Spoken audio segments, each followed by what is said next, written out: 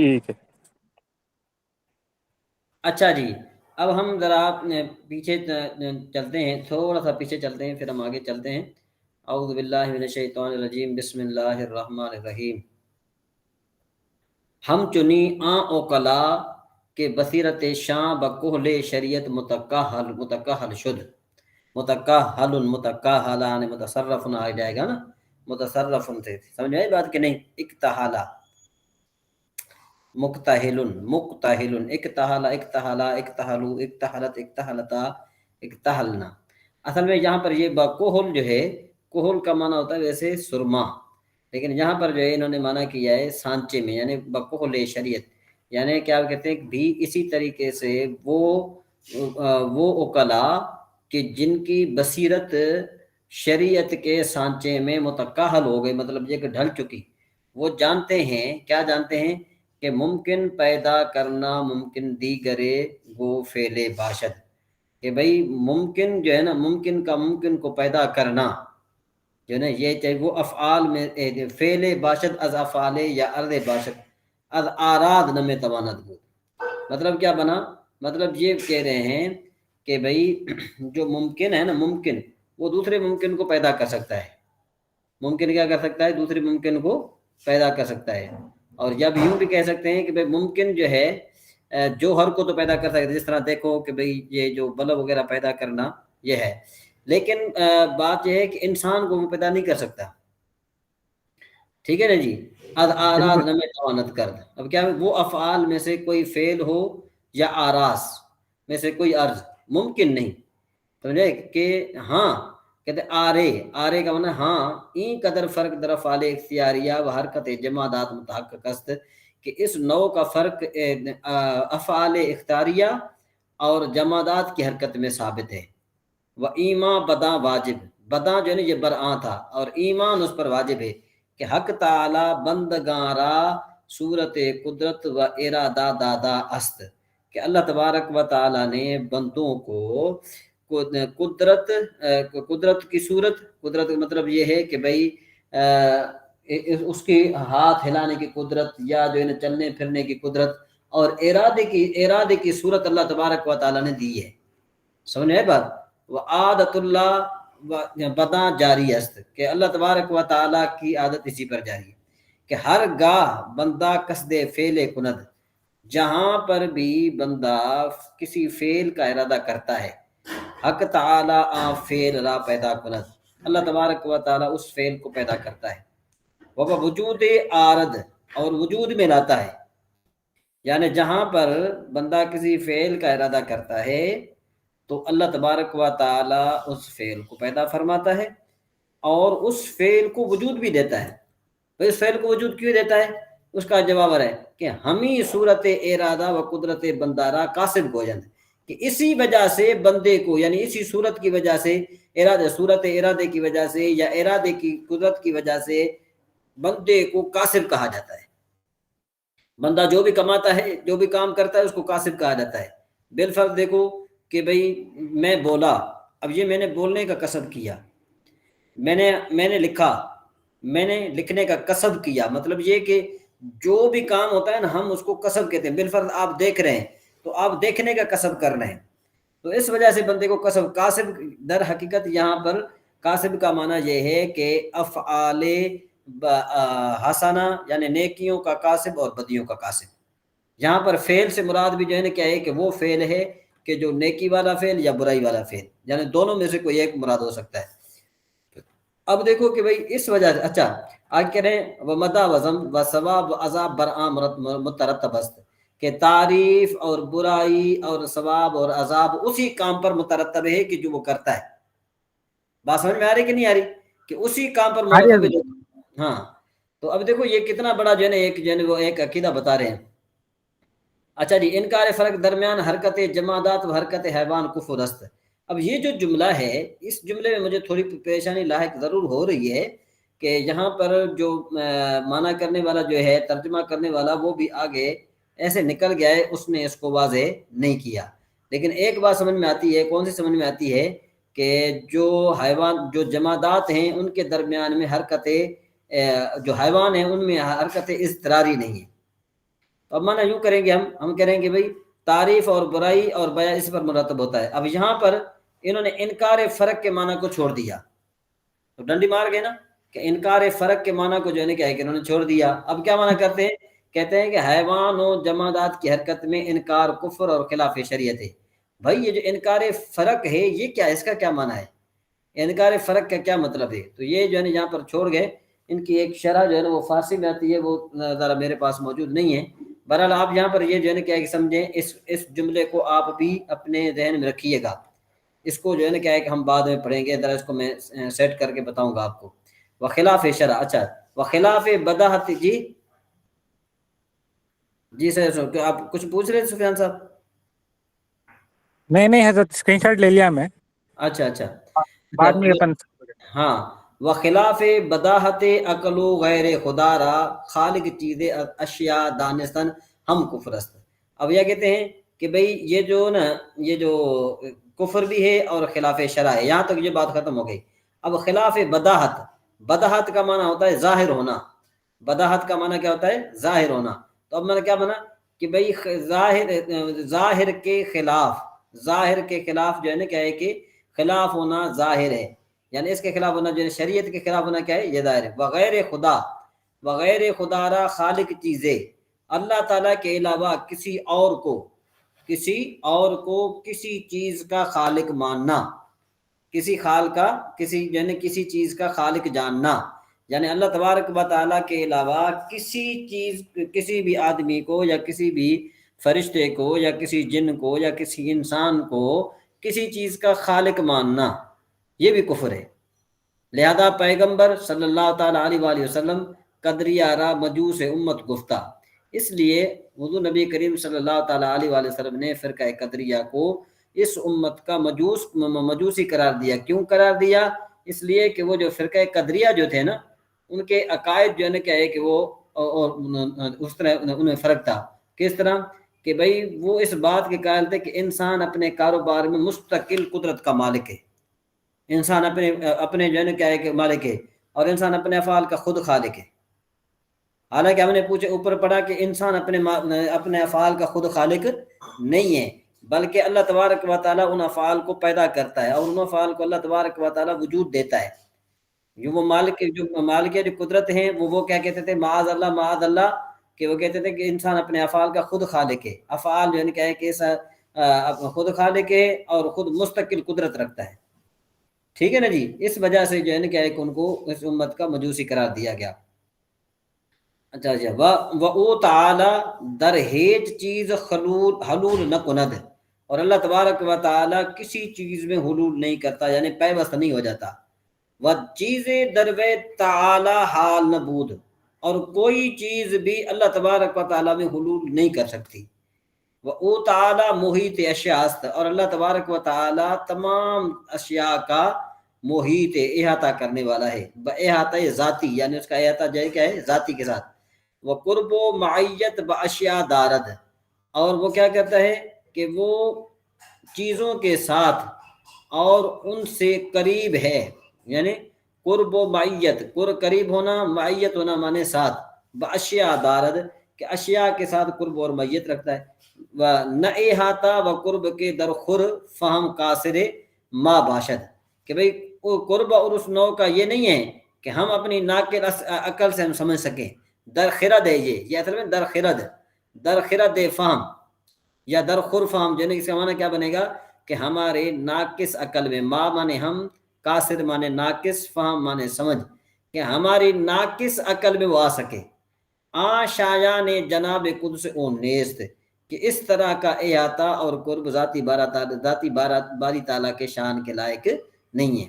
اچھا اب یہاں پر ایک اور بات بتانا چاہتے ہیں. کہتے ہیں کہ وآنچ بکشف و شہود معلوم کنند، کہتے ہیں کہ بھئی وہ جو کشف کے ساتھ، جس طرح مراقبے میں جو ہے وہ صوفیہ کرام جاتے ہیں، اور اسی طریقے سے جو ہے کشف سے جو معلوم کرتے ہیں، تو کہتے ہیں کہ اللہ تبارک و تعالیٰ ان سے بھی منزہ ہے. کیا مطلب؟ کہ جو بزرگان دین ہیں وہ کشف سے معلوم کرتے ہیں، مطلب یہ کہ اس میں وہ کمائی کرتے ہیں. اب یوں کہو کہ اس میں وہ غور و فکر کرتے ہیں، غور و فکر کرنے کے بعد ان کو کشف معلوم ہوتا ہے، کشف حاصل ہوتا ہے۔ اللہ تبارک و تعالیٰ تو ایک آن میں اس کے سامنے جو ہے نا کیا کشف ہے۔ ٹھیک ہے جی۔ شبہ و مثال آرا تحت لائے نفی باید ساخت، کہ شبہ کو یعنی کسی کے مشابہ ہونا بھائی اسی کی مثال ہے، ان سب کو لائے نفی کے تحت لانا چاہیے۔ کیا مطلب؟ کہ اللہ تبارک و تعالیٰ جس طرح اللہ تبارک و تعالیٰ کے علاوہ کوئی معبود نہیں ہے، اسی طریقے سے اللہ تبارک و تعالیٰ کے نہ کوئی مثل ہے، نہ کوئی اللہ تبارک و تعالیٰ کی مثال ہے، اس وغیرہ کی۔ این چونی حضرات فرموداند کہ بھئی ان بزرگوں نے فرمایا ہے پس ایمان آریم کہ اللہ تعالیٰ محیط اشیاء است، پھر ہمارا ایمان ہے، ہم ایمان لائے، ایمان لائد آرد آرند آری آرید آرم آریم، کہتے ہیں کہ پس ہم نے ایمان لایا کہ اللہ تبارک و تعالی تمام اشیاء کا محیط ہے، وہ قریب اور قریب ہے، وہ معنی احاطہ قرب میت نہ دانے، اور قرب اور معیت کا احاطہ کا جو معنی ہے نا، قرب اور معیت یعنی ساتھ ہونے کا جو احاطہ ہے، وہ کس قدر قریب ہے، کس قدر ساتھ ہے، کہتے ہیں اس کو ہم نہیں جانتے کہ اللہ تبارک و تعالیٰ کس قدر ہمارے قریب ہے، کتنے قدر ہمارے قریب ہے، کتنے قدر ہمارے ساتھ ہے، اس چیز کو ہم نہیں جانتے۔ نہ دانے کی چیز کہ کیا ہے، وہ ہم چنی استوائے او، ٹھیک ہے نا۔ اور اس طریقے سے اللہ تبارک و تعالیٰ کا استوا مانا ہوتا ہے بمانا سیدھا ہونا یا جلوہ افروز ہونا، بر عرش، کہ اللہ تبارک و تعالی اپنے عرش پر کس طرح جلوہ افروز ہے، اس کا بھی ہم احاطہ نہیں کر سکتے، اس کو بھی ہم نہیں جان سکتے۔ و گنجائش او در قلب مومن و نزول او آخر شب و آسمان پائیں کہ در احادیث و نصوص دارد اند ہم چنی۔ اب کہتے ہیں کہ جس طرح دیکھو کہ بھئی اس کی گنجائش مطلب یہ کہ مومن کے دل میں سما جانا، اور یہ حدیث شریف ہے، حدیث شریف ہے کہ بھئی اللہ تبارک و تعالیٰ اپنی شان کے لائق آسمان نیچے آسمان پائیں، وہ میں نے بتایا تھا نا، پائیں مانے نچلا حصہ، آسمان پائیں کا مطلب کیا بنے گا کہ جو سب سے نچلا آسمان ہے، در احادیث میں وہ نصوص دارند، اور جو ہے کس میں ہے کہ نصے بھی ہیں کہ اللہ تبارک و تعالیٰ آسمان دنیا پر تشریف لاتا ہے۔ ہم چنی ید بھی اسی طریقے سے اللہ تبارک و تعالیٰ کا ہاتھ، و وجہ، اور ان کے جو ہے نا کیا ہے کہ اللہ تبارک و تعالیٰ کا چہرہ مبارک، نصوص بداں، کہتے ہیں کہ اس پر نص ہیں، ناطقند کہ اس پر یہ قرآن پاک کی آیت ہے، قرآن احادیث وغیرہ ہیں، ید اللہ فوق ایدیہم، کہ اللہ تبارک و تعالیٰ کا ہاتھ جو ہے ان کے اوپر ہے۔ تو بتاؤ کہ یہاں پر اللہ تبارک و تعالیٰ کا ہاتھ، اللہ تبارک و تعالیٰ کا چہرہ، اس کی سمجھ ہمیں نہیں ہے۔ دوبارہ سے میں بیان کر رہا ہوں، دوبارہ آپ سمجھیے کہ بھئی وہ کہہ رہے ہیں کہ اللہ تبارک و تعالیٰ نے تمام اشیاء کا احاطہ کیا ہے، یہ بھی ہم نہیں جانتے کس طرح احاطہ کیا ہے۔ دوسری بات یہ کہ اللہ تبارک و تعالیٰ ہر مومن کے قریب ہے، شہر سے زیادہ قریب ہے، اس قرب کو بھی ہم نہیں جان سکتے، اس کے معنی کو ہم نہیں جان سکتے، معیت کو بھی ہم نہیں جان سکتے۔ اس طریقے سے کہ اللہ تبارک و تعالیٰ اپنے عرش پر یعنی آسمان پر کس طرح جلوہ افروز ہے، یہ ہمارے جو ہے نا اس میں ہماری سمجھ سے باہر ہے۔ ایک منٹ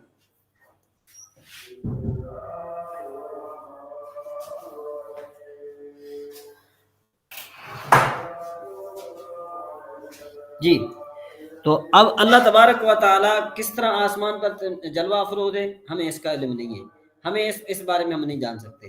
دوسری بات یہ کہ اللہ تبارک و تعالیٰ آسمان دنیا پر، آسمان پائیں کا مطلب ہوتا ہے سب سے نچلا، میں نے آپ کو بتایا تھا کہ پائیں کا معنی ہوتا ہے نیچے، اور بالا کا معنی کیا ہوتا ہے اوپر ہوتا ہے، تو پائیں معنی نچلا، یعنی جتنے نچلے آسمان پر جو اللہ تبارک و تعالیٰ تشریف لاتے ہیں اپنے شان کے مطابق جو تشریف لاتے ہیں، تو وہ جو ہے نا اس کا معنی بھی ہم نہیں سمجھ سکتے۔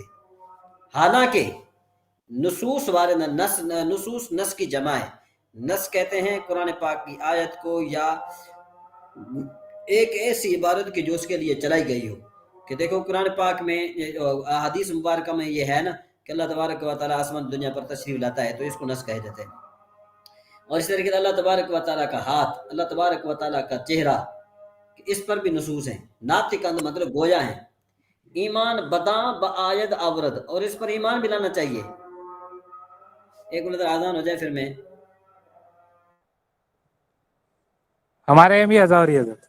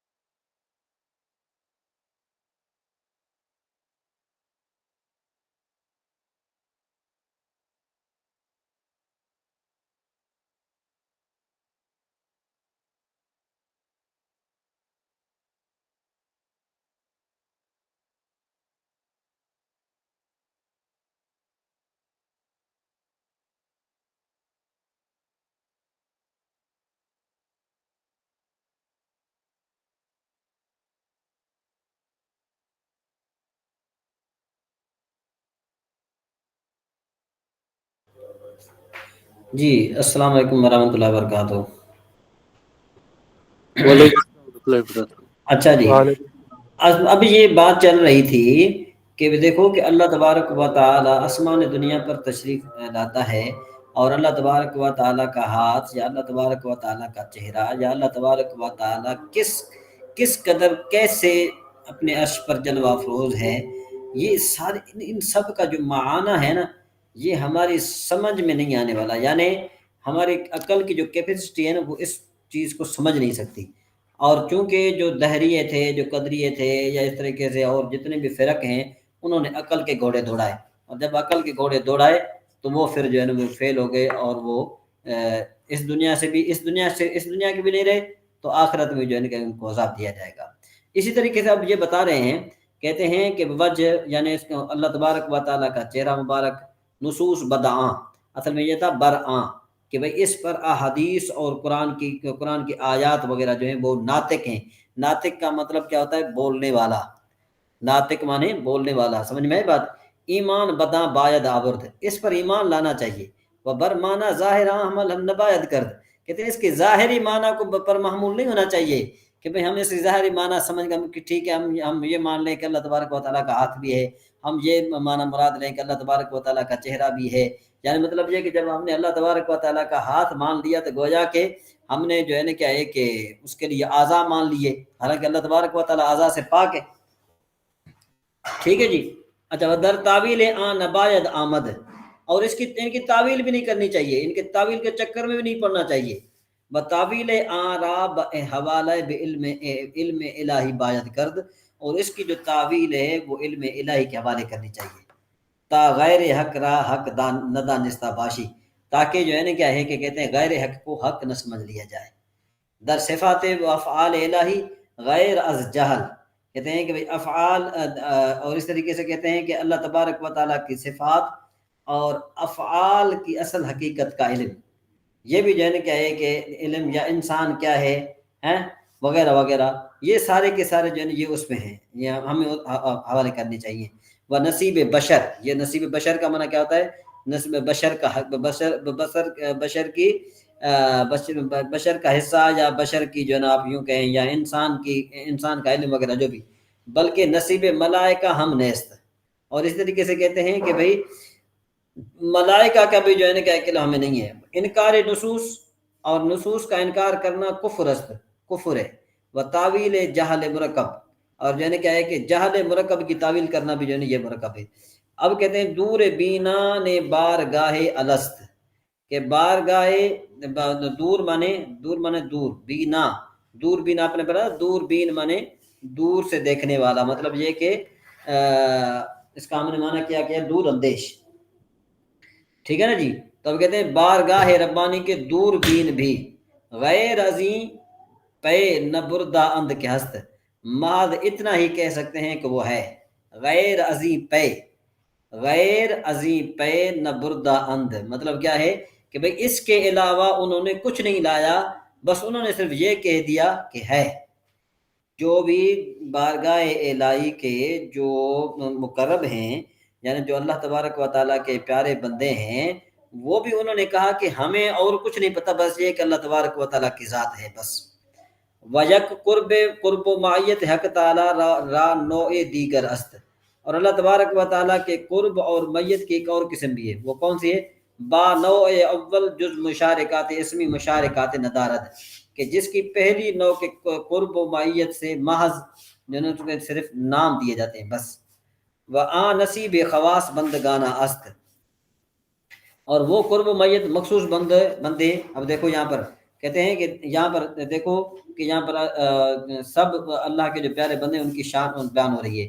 وہ کہتے ہیں نصیب خاص بندگان است از ملائکہ و انبیاء و اولیاء و عام مومنہ ہم ادی نوع قرب و بہرا اند، سبحان اللہ۔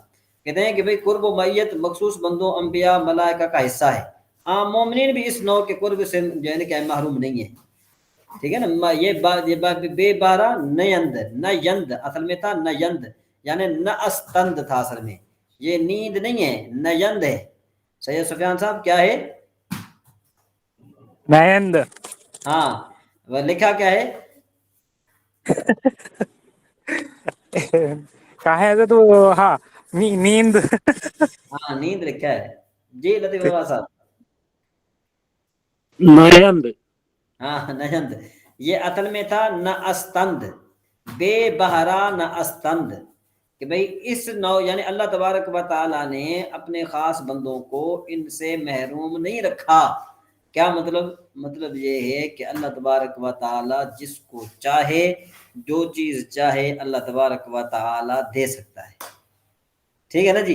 दर्जात गैर मुतनाहिया दारद, और वो अल्लाह तबारक व ताला जो है वो दर्जात गैर मुतनाहिया रखता है। ला ताकिफ इन हद्दिन, कि भाई उसके उस कुर्ब के बेशुमार यानी कि मरातब हैं और उस पर जो है कोई पहुंच भी नहीं सकता। हजरत मौलवी फरमाते हैं कि ए बिरादर बे नहायत दरगहेस्त, कि ए भाई उसके कुर्ब के मरातब बे नहायत। वैसे नहायत हम किसको कहते हैं? हम नहायत तो कहते हैं ना जो ज्यादा हो, निहायत ही ज्यादा थे। हजरत सुफियान साहब जी हजरत। निहायत बहुत थे ना, निहायत थे, मतलब ये कि निहायत का माना होता है कि भाई उसकी हद, बे माने बे, ए भाई बे निहायत दरगहेस्त, दरगहेस्त मतलब क्या है कि उसके मरातब जो है ना वो बहुत ही ज्यादा है। हर चे बरवे में रसी बरवे मालेस, कहते हैं जिसे जो कुर्ब का दर्जा हासिल हो गया ना वो ही उसके लायक है। बरवे अस्त, जो हर चे बरवे में रसी, यानी जिस पर तू पहुंचता है ना, बरवे मास्त के जाने क्या है कि वही तू ही उसके लायक है। खैर और शर हर चे बूद व में आयद, खैर और शर यानी अच्छाई और बुराई जो भी आती है या आ रही है, कुफ्र और ईमान और कुफ्र, और तात यानी फरमा बरदारी, इस्यां नाफरमानी, हर चे बंदा मुर्तकिब में शवद, जो बंदा उसका मुर्तकिब होता है, हमा बइरादा इलायस्त, सारे ये अल्लाह तबारक व ताला के इरादे से। अम्मा हक ताला अज कुफ्र मासियत राजी नेस्त, हाँ बहरहाल अल्लाह तबारक व ताला कुफ्र और मासियत से राजी नहीं है, मासियत से राजी नहीं है कि माद अल्लाह कोई कुफ्र करे तो अल्लाह तबारक व ताला उस पर राजी हो जाए, कोई मासियत करे तो अल्लाह तबारक उस पर राजी हो जाए। व बर अजाब मुकर्रर फरमूद, और इस पर अल्लाह तबारक व ताला ने अजाब मुकर्रर फरमाया। व अदता तो ईमान राजी अस्त व सवाब, और जो है ताअत और ईमान से अल्लाह तबारक व तआला राजी है, और वो सवाब पर वादा फरमूद, और उसके सवाब पर वादा भी फरमाया है। अब यहाँ पर ये वादे कर रहे हैं, कहते हैं कि इरादा चीज़ें दीगर अस्त व रज़ा ये चीज़ें दीगर, कि भाई इरादा और चीज़ है, रज़ा होना और चीज़ है, राजी होना और चीज़ है। बात समझ में आ रही कि नहीं आ रही? कि भाई इरादा का मतलब क्या है? इरादा जो अल्लाह तबारक व तआला का इरादा है, इसका मतलब ये है कि जो बंदा कुफ्र करता है दर हकीकत उसकी अपनी ताकत नहीं है, जैसे कि हमने पहले बयान किया। अब देखो मुझे जो ताकत है गोयाई है, ये मेरे अंदर नहीं है, ताकत मेरे अंदर नहीं है कि ये अल्लाह तबारक व ताला ने इरादा फरमाया है तो मैं पढ़ा रहा हूँ। अगर अल्लाह तबारक व ताला का इरादा ना हो मेरे पढ़ाने का तो मेरी तो जुबान नहीं हिल सकती, मैं तो खुद भी नहीं हिल सकता। कि जब अल्लाह तबारक व ताला का इरादा है, इस वजह से अब देखो पढ़ना पढ़ाना ये एक सवाब का काम है, इस पर अल्लाह तबारक व ताला हमें सवाब अता फरमाएगा। तो अब कोई बंदा यूं कहे कि जब अल्लाह तबारक व ताला का इरादा यूं है तो फिर जो है ना क्या है कि उस पर सवाब उसकी किस चीज़ का? तो उन्होंने जवाब दिया कि देखो कि भाई इरादा का मतलब ये है कि अल्लाह तबारक व ताला उन अफ़ाल का खालिक है, और राजी होने का मतलब ये है कि अल्लाह तबारक व ताला को वो काम पसंद है। जी लतीफ़ नवाज साहब या मखदूम सैयद सुफियान साहब, जी इसमें जी मजीद किसी किस्म का कोई सवालात हो नहीं तो नहीं सवाल अल्हम्दुलिल्लाह। अच्छा, तो देखो कि अकायद वाज़े हो रहे हैं अहले सुन्नत के नहीं? जी जी अल्हम्दुलिल्लाह। बिल्कुल हो रहा है अल्हम्दुलिल्लाह। हाँ जी हाँ जी। ये सैयद लतीफ़ नवाज साहब सैयद सुफियान साहब के दादा पीर हैं, ये किताब लिखने अच्छा वाले। अच्छा अच्छा, जी हाँ जी हाँ। तो इसका माने क्या है? माला बुद्ध मिन हो के माँ माने वो जो ला बुद्ध का माना होता है जरूरी, यानी वो जो जरूरी चीजें हैं। वो जो जरूरी। हाँ ला बुद्ध का माना होता है जरूरी। माँ अलहदा है, जी ला लाबुद। अलहदा है। ما لا بد منه. ہاں ما لا بد، اس میں سے جو ضروری ہے. یہ جو ما ہے نا موصولہ ہے، اچھا ماشاء اللہ. ما جو موصولہ ہے، لا بد کا معنی ہو گیا ضروری، منہ مانے اس سے. اس میں سے وہ جو ضروری ہے. ہاں اس یعنی میں شریعت میں جو چیز ضروری ہے یہ اس کا منہم